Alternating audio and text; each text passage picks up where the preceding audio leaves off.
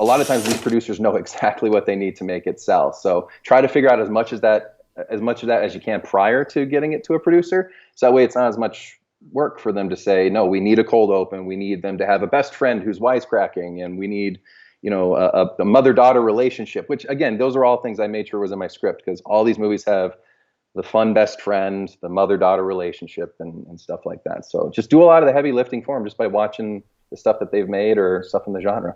Mm-hmm. And that's interesting. You mentioned that too. You mentioned Ink Tip and my own SYS leads. I see that quite often there, where producers are looking for that mother-daughter dynamic in a thriller. So that's another thing. You're totally right. I've seen that as well. So, okay, so you're done with the script. Let's talk about sort of some of those next steps. What else did you do with the script? Did you enter some other contests? Did you send it to some of your producer contacts? Or was this, you got it done, you entered the contest, and the rest is history? I'm not saying this to like blow smoke at you. But like seriously, the first thing I did after I got some notes and I got that second little pass done on it, I think I posted it on Inktip I think Inktip was kind of dry during that period. I don't think many people were optioning stuff. So usually I get some pretty good responses on Inktip with other scripts, but this one I didn't at all.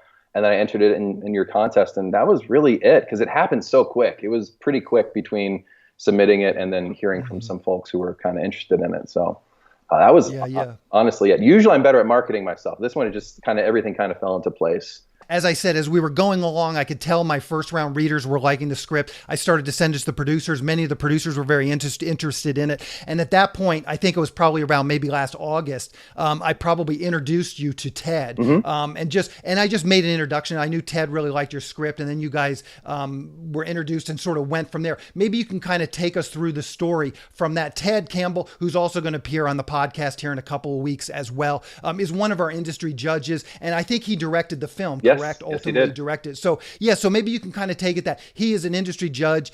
He found your script. I think he read 3 or 4 of our scripts. He liked yours obviously the most and took it to his context. But maybe you can kind of take us where I sort of left off. I made the introduction probably August, September-ish, and then you guys started to develop the script and ultimately got it produced. Yeah. So Ted's been working in the industry for a long time, and he had just last year gotten, I guess, a deal to direct some movies for Marvista Entertainment, which is ultimately the company that wound up producing the movie. And he had a script for one, which he directed prior to this, which is finishing up post now.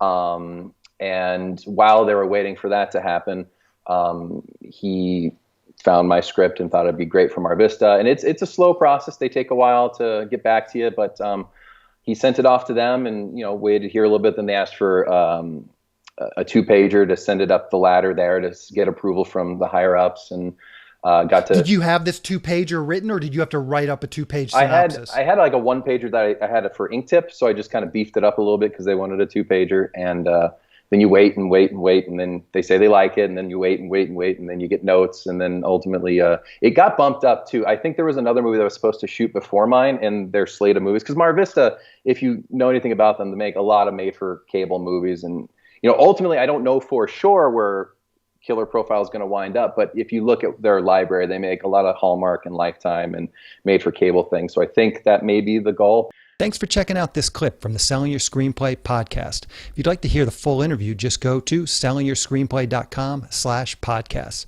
or to go directly to the episode, just use the link in the show notes. Thanks for watching.